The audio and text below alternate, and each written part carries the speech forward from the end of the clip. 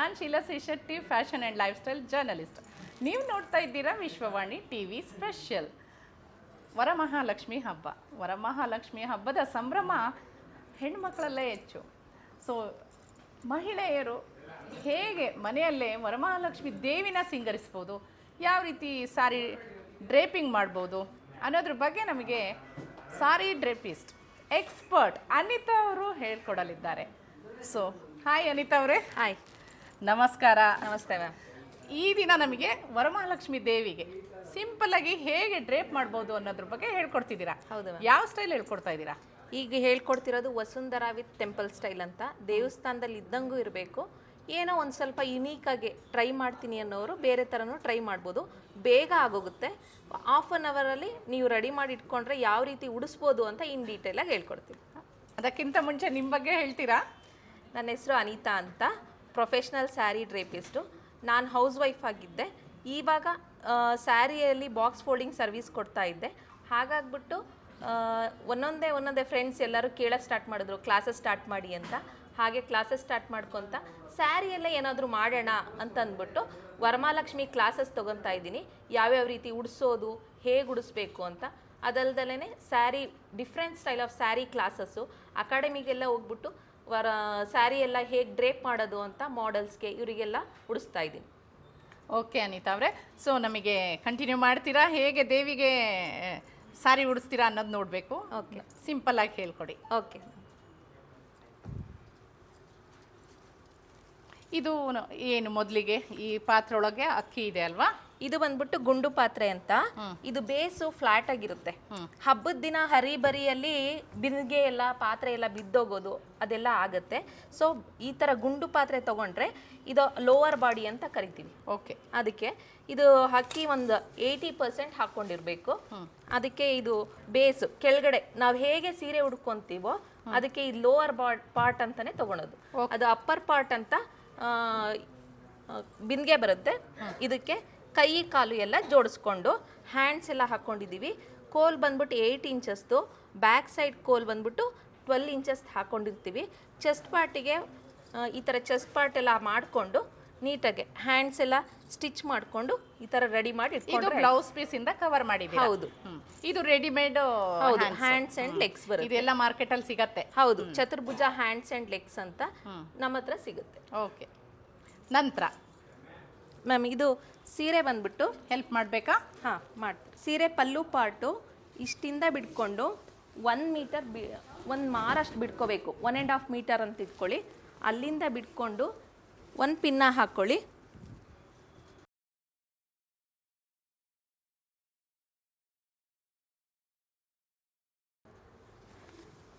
ಇದು ನಾರ್ಮಲ್ ನಾವು ಹೇಗೆ ಪ್ಲೀಟ್ ಮಾಡ್ತೀವೋ ಅದೇ ಥರನೇ ಪ್ಲೀಟ್ ಮಾಡ್ಕೊಳ್ಳಿ. ಹೀಗೆ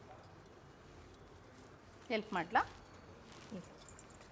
ಈ ಥರ ಪ್ಲೀಟ್ ಮಾಡಿಕೊಂಡು ಎಲ್ಲಿ ತನಕ ಮಾಡ್ಕೊಳ್ಳಿ, ಇಲ್ಲಿ ತನಕ ಪ್ಲೀಟ್ ಮಾಡಿಕೊಂಡು ಎಕ್ಸ್ಟ್ರಾ 1 ಮೊಳ ಇಷ್ಟು ಪ್ಲೀಟ್ ಮಾಡಿ ಇಟ್ಕೊಂಡಿರಿ. ಹಾಗೆಯೇ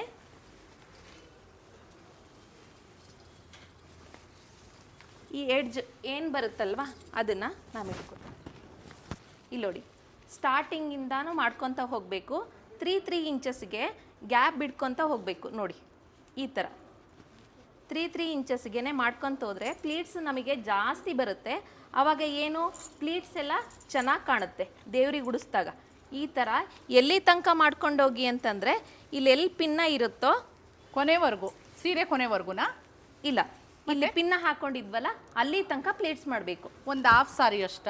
ಇಲ್ಲ, ಅದೇ ಪಲ್ಲುನ ಬಿಟ್ಟು ಒಂದು ಮಾರು ಬಿಟ್ಕೊಂಡಿರ್ತೀವಲ್ಲ ಇಲ್ಲಿಂದ ಪ್ಲೇಟ್ಸ್ ಮಾಡ್ಕೋಬೇಕು ಫುಲ್.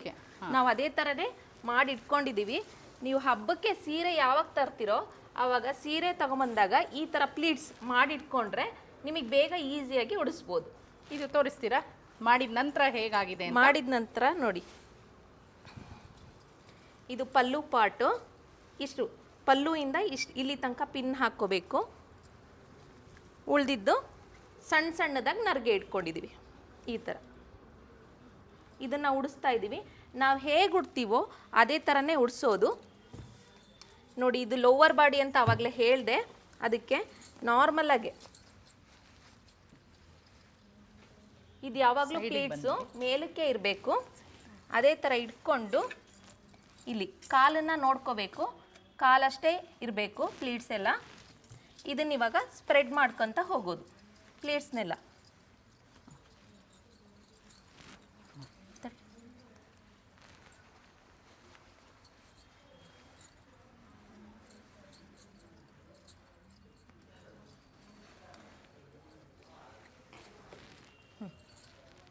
ಹಾಕ್ಬಿಡಿ. ಈ ಪಿನ್ಗಳೆಲ್ಲ ಓಪನ್ ಮಾಡಬೇಕಾ? ಆಮೇಲೆ ಓಪನ್ ಮಾಡ್ಕೊಳ್ಳೋಣ. ಇದು ನೀಟಾಗಿ ಕಟ್ಕೋಬೇಕು. ಯಾವುದೇ ಪಿನ್ನು ಸೆಕ್ಯೂರ್ ಆಗೋದಕ್ಕಿಂತ ಮುಂಚೆ ಪಿನ್ ಓಪನ್ ಮಾಡ್ಕೋಬೇಡಿ, ಅಂದರೆ ಹರಡ್ಬಿಡುತ್ತೆ ಅಂತ ಅಲ್ವಾ? ಹೌದು. ಸೊ ಬಹಳಷ್ಟು ಪಿನ್ಗಳಿಂದನೇ ಸೆಕ್ಯೂರ್ ಮಾಡಿಬಿಟ್ಟಿದ್ದೀರಾ ಅಲ್ವಾ? ಹೌದು. ಅದು ಬೆಸ್ಟ್ ಐಡಿಯಾ ಅನ್ಸತ್ತೆ. ಇಲ್ಲಾಂದ್ರೆ ಮಿಕ್ಸ್ ಆದರೆ ಗೊತ್ತಾಗಲ್ಲ.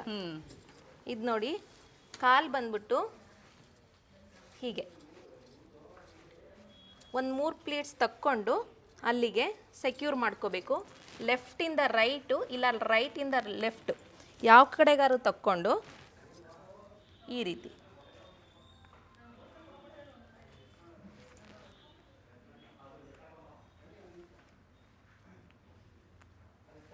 ಸೆಕ್ಯೂರ್ ಮಾಡಿಕೊಂಡು ಇಲ್ಲಿ ನೋಡಿ ರೋಲ್ ಥರ ಮಾಡಿಬಿಟ್ಟು ಅದನ್ನ ಸುತ್ತಬೇಕಾ? ಇಲ್ಲಿಗೆ ಪಿನ್ ಹಾಕಬೇಕು. ಮಣ್ಕಾಲ್ಗಂತ ಪಿನ್ ಹಾಕಬೇಕು.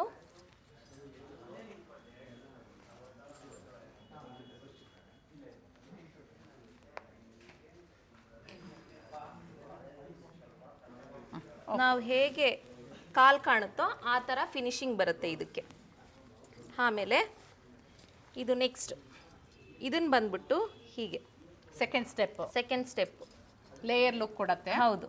ಇದು ಬಂದ್ಬಿಟ್ಟು ಹೀಗೆ ಬಿಟ್ಕೊಂಡಿರಬೇಕು. ಇದೆಲ್ಲ ಪ್ಲೀಟ್ಸ್ ಹಾಗೆ ಇರಲಿ.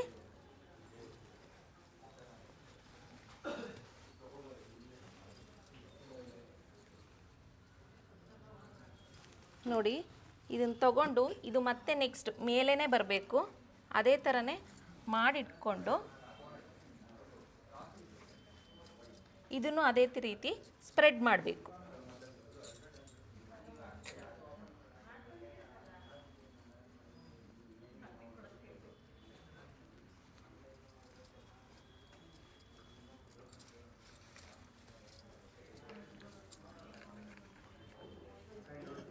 ಥ್ರೆಡ್ ಹಾಕಿ ಇದಕ್ಕೂ ಒಂದು ದಾರದಿಂದ ಕಟ್ಟಬೇಕು. ಓಕೆ. ಸೊ ಸೇಫ್ ಆಗಿ ದಾರದಿಂದ ಕಟ್ಟಿದ ನಂತರ? ಹೌದು. ಕಟ್ಟಿದ ನಂತರ ಈ ಈ ಕಾಲು ಇದು ಹಾಗೆ ಇರಲಿ, ಅದು ಹಾಗೆ ಇರಲಿ. ಈಗ ಅಪ್ಪರ್ ಬಾಡಿ ಅಂತ ಏನು ಮಾಡ್ಕೊಂಡಿದ್ವೋ ಅದನ್ನ ಇದ್ರ ಮೇಲೆ ಇಡೋಣ. ಅಕಸ್ಮಾತ್ ಇಲ್ಲಿ ಏನಾದ್ರು ಗಂಟು ಥರ ಆಯಿತು ಅಂತಂದರೆ ಅಕ್ಕಿನ ಹಿಂದೆ ತಳ್ಬಿಟ್ಟು ಇದು ಗಂಟು ಥರ ಇರೋದನ್ನ ಒಳಗೆ ಕೂರಿಸು. ಸ್ವಲ್ಪ ಒಳಗಡೆ ಒಳಗಡೆ ತಳ್ಳಬೇಕಲ್ವಾ? ಅವಾಗ ಏನಾಗುತ್ತೆ, ಇದು ಮೇಲ್ಗಡೆ ನೀಟಾಗಿ ಕೂರುತ್ತೆ. ನೀರು ಹಾಕಿರ್ತೀವಲ್ಲ ಮ್ಯಾಮ್, ಅದು ಚೆಲ್ಲಲ್ಲ. ಹೌದೌದು. ತುಂಬಾ ಗ್ರಿಪ್ ಆಗಿ ಚೆಲ್ಲೋದ್ರಿಂದ ಸೀರೆನೂ ಹಾಳಾಗೋ ಚಾನ್ಸ್ ಇರುತ್ತೆ. ಹೌದು. ಸೊ ಅನಿತಾ ಹೇಳಿರೋ ಟಿಪ್ಸು ನೋಡಿ ಫಾಲೋ ಮಾಡ್ಬೋದು. ಕೆಳಗಡೆ ಅಕ್ಕಿ, ಮೇಲ್ಗಡೆ ಬಿಂದಿಗೆಯಲ್ಲಿ ನೀರು. ಸೊ ನೀರು ಬೀಳ್ದಿಲ್ದಾಗೆ ಕೆಳಗಡೆ ಒಂದಿಷ್ಟು ಅಕ್ಕಿನ ಸೈಡಿಗೆ ಸೆಂಟ್ರಲ್ ಒಂದಿಷ್ಟು ಪಾರ್ಟ್ ಮಾಡಿಕೊಂಡು ಸ್ಟಿಫಾಗಿ ಕೂರಿಸ್ಕೋಬೇಕು.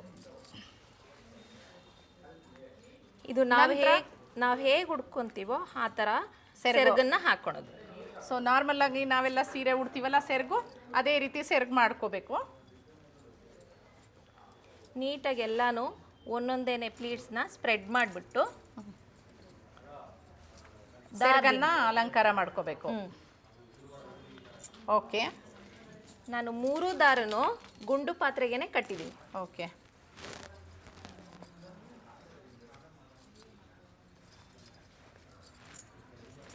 ದಾರ ಈ ರೀತಿ ತಗೊಂಡ್ರೆ ಬಹಳ ಒಳ್ಳೇದು ಅನ್ಸುತ್ತೆ. ಕಾಟನ್ ಥ್ರೆಡ್ ಆದ್ರೆ ಜಾರಲ್ಲ. ಹೌದು.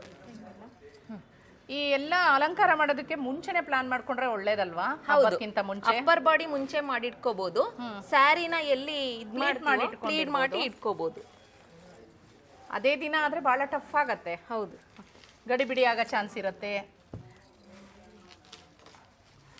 ಮುಂಚೆ ಒಂದೆರಡು ದಿನ ಮುಂಚೆ ಇದೆಲ್ಲ ರೆಡಿ ಮಾಡಿ ಇಟ್ಕೊಂಡು ಎಲ್ಲ ಯಾವುದು ಬಿಂದಿಗೆ ಯಾವುದು ಪಾತ್ರೆ ಎಲ್ಲ ಚೂಸ್ ಮಾಡಿಕೊಂಡ್ರೆ ಹೌದು, ಡ್ರೇಪಿಂಗ್ ಮಾಡೋದು ಈಸಿ ಆಗುತ್ತೆ, ಕಷ್ಟ ಅನ್ಸಲ್ಲ. ಆಗ ಅವರೇ ಸೆಲ್ಫ್ ಆಗಿ ಇದೇ ಅಲಂಕಾರ ಮಾಡಿಬಿಡ್ಬೋದು, ಯಾವುದೇ ಹೆಲ್ಪು ಬೇಕಾಗಲ್ಲ. ಆದ್ರೆ ಒಬ್ರು ಹೆಲ್ಪ್ ಬೇಕಾಗತ್ತೆ ಅನ್ಸತ್ತೆ, ಮನೆಯವರನ್ನೇ ಯಾರನ್ನಾದ್ರೂ ಸೇರಿಸ್ಕೋಬಹುದು. ಅಕಸ್ಮಾತ್ ಮನೇಲಿ ಯಾರು ಇಲ್ಲ, ನಾವೇ ಮಾಡಿಟ್ಕೋಬೇಕು ಅನ್ನೋದಾದ್ರೆ ಮುಂಚೆನೆ ಮಾಡಿಟ್ಕೊಂಡು ಒಂದ್ ಟೇಬಲ್ ಮೇಲೋ ಎಲ್ಲೋ ಇಟ್ರು ಸೆಕ್ಯೂರ್ ಆಗಿರುತ್ತೆ. ಹೌದು. ಸೊ ಅನಿತಾ ಅವರೇ, ಇಲ್ಲಿ ಈ ಕಾಲು ಅದನ್ನು ಮಾಡ್ತೀನಿ, ಅದು ಲಾಸ್ಟಿಗೆ ಮಾಡ್ತೀವಿ. ಹಾ,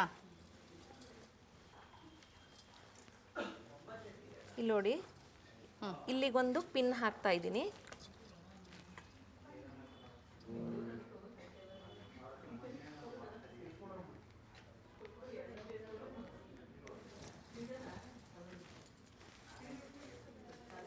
ಈ ನರ್ಗೆ ಏನ್ ಬರುತ್ತೋ ಅದು ಇದ್ರ ಮೇಲೆ ಜೋಡಿಸಿದಾಗ ಕಾಲ್ ಮೇಲೆ ತುಂಬಾನೇ ಚೆನ್ನಾಗಿ ಕಾಣುತ್ತೆ.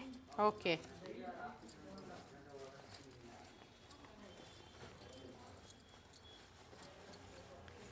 ಸೀರೆಗಳಿಂದ ನರಿಗೆಗಳು ಹರಡ್ಕೋಬೇಕು. ಬಾರ್ಡರ್ ಇಲ್ಲಿ ಕಾಣುತ್ತೆ ಮ್ಯಾಮ್. ಓಕೆ. ಇಲ್ಲಿಷ್ಟು, ಇಲ್ಲಿ ಬಿಂದಿಗೆ ಮೇಲೆ ತೆಂಗಿನಕಾಯಿ ಬರುತ್ತೆ. ತೆಂಗಿನಕಾಯಿ ಬರುತ್ತೆ.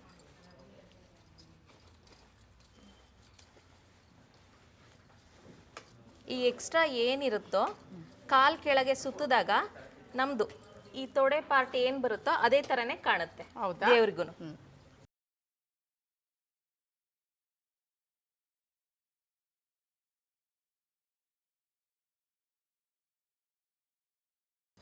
ಅವಾಗಲೇ ಹೇಳಿದ್ವಲ್ಲ, ಇದನ್ನ ಇವಾಗ ಇಷ್ಟು ನರ್ಗೆನು ಬಿಚ್ಕೊಂಡು ನೋಡಿ, ಕಾಲು ಹೀಗಿಟ್ಟು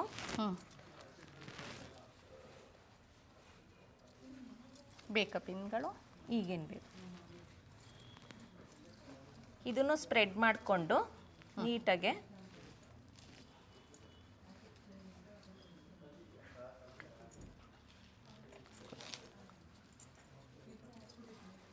ಇದಕ್ಕೇನಾದ್ರೂ ಪಿನ್ ಹಾಕಬೇಕಾ? ಇಷ್ಟನ್ನು ತಗೊಂಡು ಓಕೆ. ನೋಡಿ, ಬೇಗನೂ ಆಗುತ್ತೆ. ಹೌದು. ಒಂದು ಸೈಡಲ್ಲಿ ನೀಟಾಗೆ ಒಳಗೆ ಕೂತ್ಕೊಂಡ್ಬಿಡುತ್ತೆ. ಇವಾಗ ಈ ಪ್ಲೇಟ್ಸ್ನ ನೀಟಾಗೆ 1 ಇಂಚ್ ಗ್ಯಾಪ್ ಕೊಟ್ಟು ಈ ಥರ ಹರಡಬೇಕು.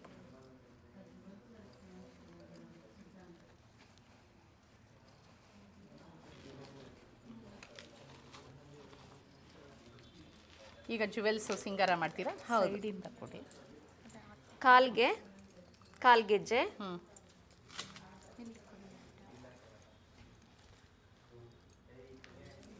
ಈ ಕಾಲ್ಗೆಜ್ಜೆ ಹಾಕಿದ್ರೆ ಚೆನ್ನಾಗಿ ಕಾಣುತ್ತೆ. ಓಕೆ, ಹೈಲೈಟ್ ಆಗತ್ತಲ್ವಾ? ಹೌದು. ಇದು ಸೊಂಟದ ಪಟ್ಟಿ, ಯಾಕೆಂದ್ರೆ ನಾವು ಹಾಕಿರೋ ಥ್ರೆಡ್ಸ್ ಕಾಣಬಾರ್ದು. ಹೌದು.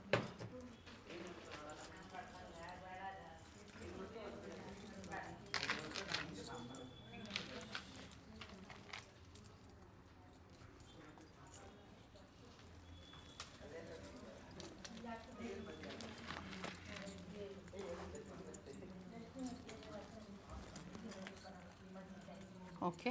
ಈಗ ಬಳೆ, ದೇವರಿಗೆ ಬಳೆ. ಅಕಸ್ಮಾತ್ ಬಳೆ ಬೀಳುತ್ತೆ ಅಂದ್ರೆ ಮ್ಯಾಮ್ ಒಂದು ಗುಂಡ್ಪಿನ್ ಚುಚ್ಕೋಬಹುದು. ಓಕೆ, ಅದಕ್ಕೂ ಒಂದು ಟಿಪ್ಸ್. ಹೌದು. ಅಕಸ್ಮಾತ್ ನೀವು ಅಷ್ಟು ಬಳೆನೂ ಹಾಕ್ತಾ ಇರುವಾಗ ಇಷ್ಟನ್ನು ಪಿನ್ನನ್ನು ಬಳೆ ಒಳಗಡೆ ಸೇರಿಸ್ಬಿಟ್ಟು ಹಾಕಿದ್ರೆ ಗ್ರಿಪ್ ಆಗಿರುತ್ತೆ.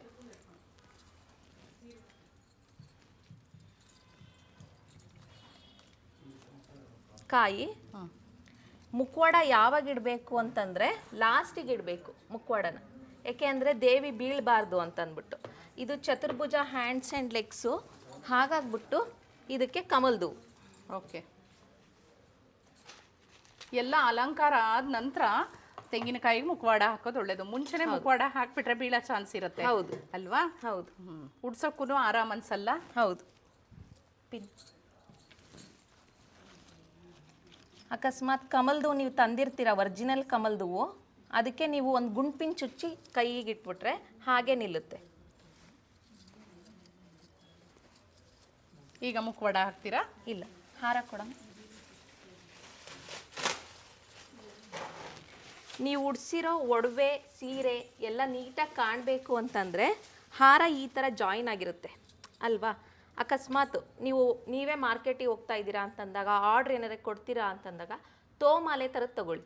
ಆವಾಗ ತುಂಬಾ ಚೆನ್ನಾಗಿ ಕಾಣುತ್ತೆ ಹಾಕಿದಾಗ ದೇವರಿಗೆ. ನೀವು ಉಡ್ಸಿರೋ ಸೀರೆ ಪ್ಲೀಟ್ಸು ಎಲ್ಲ ಹೈಲೈಟ್ ಆಗುತ್ತೆ, ಒಡವೆ ಎಲ್ಲ ನೀಟಾಗಿ ಕಾಣುತ್ತೆ. ಸೊ ಅದಕ್ಕೆ ಅಕಸ್ಮಾತ್ ನಿಮ್ಮಲ್ಲಿ ಆಲ್ರೆಡಿ ತಂದಿದ್ದೀರಾ ಹಾರ ಅನ್ನೋದಾದರೆ ಈ ಕಡೆ ಪಾರ್ಟ್ ಕಟ್ ಮಾಡಿಬಿಟ್ಟು ಹೀಗೆ ಎರಡು ಸೈಡು ಬರೋ ರೀತಿಯಲ್ಲಿ ಇಡಬೇಕು. ಇಡೋದು ಹೇಗೆ, ನಮ್ಮ ಹೆಣ್ಮಕ್ಳಿಗೆ ಮಾತ್ರ ಇರೋದು ಶೇಪ್, ಹಾಗೆ ದೇವ್ರಿಗೂ ಶೇಪ್ ಕೊಡಬೇಕು ಸೊಂಟದ ಹತ್ರ. ಆವಾಗ ನೀಟಾಗಿ ಕಾಣುತ್ತೆ. ಹೀಗೆ ಆ ಕಡೆ ಈ ಕಡೆ ಪಿಲ್ಲೋ ಇಟ್ಟಾಗ ಇನ್ನೂ ಒಂದು ಸ್ವಲ್ಪ ಚೆನ್ನಾಗಿ ಕಾಣುತ್ತೆ. ಈಗ ನೋಡಿ, ಮುಖವಾಡ ಈ ಕಂಠ ಇದೆಯಲ್ಲ, ಈ ಕೆಳಗಡೆದು ಈ ಬಿಂದಿಗೆ ಕಂಠಕ್ಕೆ ಗ್ರಿಪ್ಪಾಗೆ ಕೂರೋ ಥರ ಇಲ್ಲಿಗೆ ಇಟ್ಕೊಂಡು ಹೀಗೆ ಹಾಕೋದು.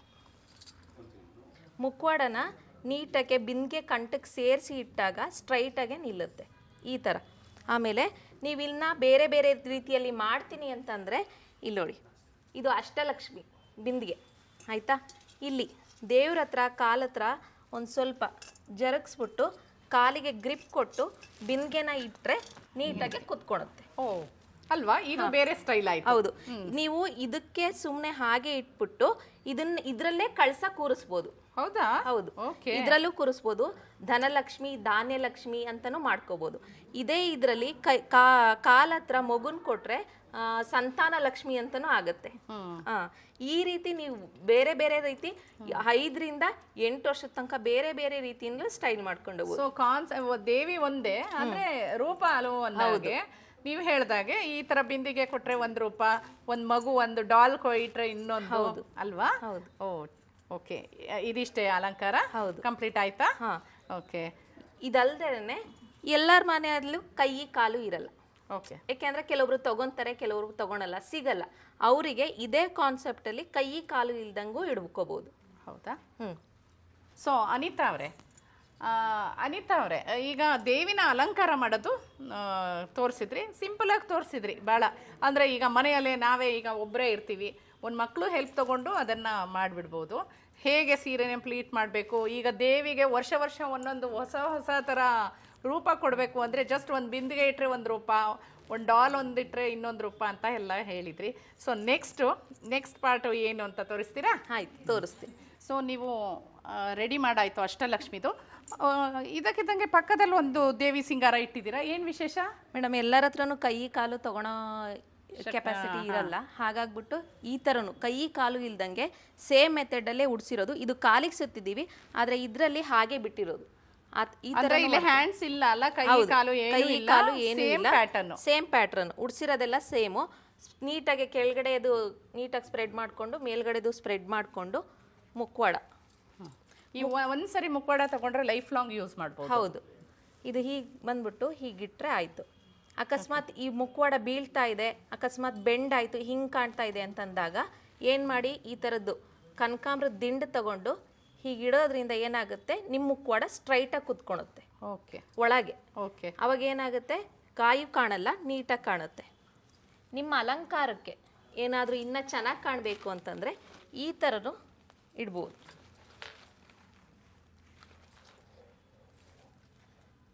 ನೀವು ಅದಕ್ಕೆ ಲೋಟಸ್ಸು ಸಿಂಗಾರ ಮಾಡ್ಕೋಬೋದು. ಓಕೆ. ಸೊ ಈ ಕೈ ಕಾಲುಗಳು ರೆಡಿಮೇಡ್ ತಗೊಂಡಾಗ ಆ ರೀತಿ ಸಿಂಗಾರ ಮಾಡ್ಬೋದು, ಇಲ್ಲ ಅದಿಲ್ಲ ಅಂದಾಗ ಈ ರೀತಿ ಸಿಂಗಾರ ಮಾಡ್ಬೋದು. ಓಕೆ. ಸೊ ಅನಿತಾ ಅವರೇ, ಬಹಳ ಸುಂದರವಾಗಿ ದೇವಿನ ಅಲಂಕಾರ ಮಾಡಿದ್ದೀರಾ. ಹೇಗೆಲ್ಲ ರೂಪ ಚೇಂಜ್ ಮಾಡ್ಬೋದು ಅಂತಲೂ ಹೇಳಿದ್ರಿ. ನಮಗೆ ವರಮಹಾಲಕ್ಷ್ಮಿ ದೇವಿಗೆ ಸಾರಿ ಉಡ್ಸೋದು ಸಿಂಪಲ್ ಆಗಿ ಹೇಳ್ಕೊಟ್ಟಿದ್ದೀರಾ. ಥ್ಯಾಂಕ್ ಯು, ಧನ್ಯವಾದಗಳು. Thank you ma'am. ನನ್ನ ಹತ್ರ ಕ್ಲಾಸಸ್ಸು ತೊಗೊತೀನಿ. ಫಾರಿನ್ನಲ್ಲಿರೋರು ಯಾರ್ಯಾರು ಇದ್ದಾರೋ ಅವ್ರು ಆನ್ಲೈನ್ ಕ್ಲಾಸ್ ತೊಗೊತಾರೆ.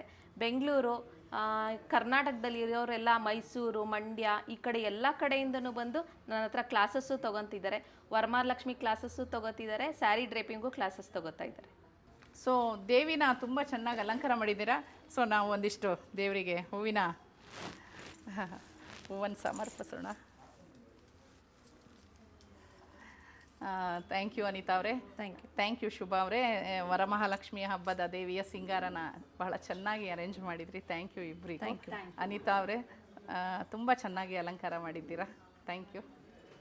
ನೋಡಿದ್ರಲ್ಲ ವೀಕ್ಷಕರೇ, ವರಮಹಾಲಕ್ಷ್ಮಿ ಹಬ್ಬದ ಸಂಭ್ರಮಕ್ಕೆ ಜೊತೆಯಾಗುವ ದೇವಿಯ ಅಲಂಕಾರ, ದೇವಿಗೆ ಹೇಗೆ ಸಾರಿ ಡ್ರೇಪಿಂಗ್ ಮಾಡೋದು ಎಲ್ಲದ್ರ ಬಗ್ಗೆ ತಿಳ್ಕೊಂಡ್ರಿ.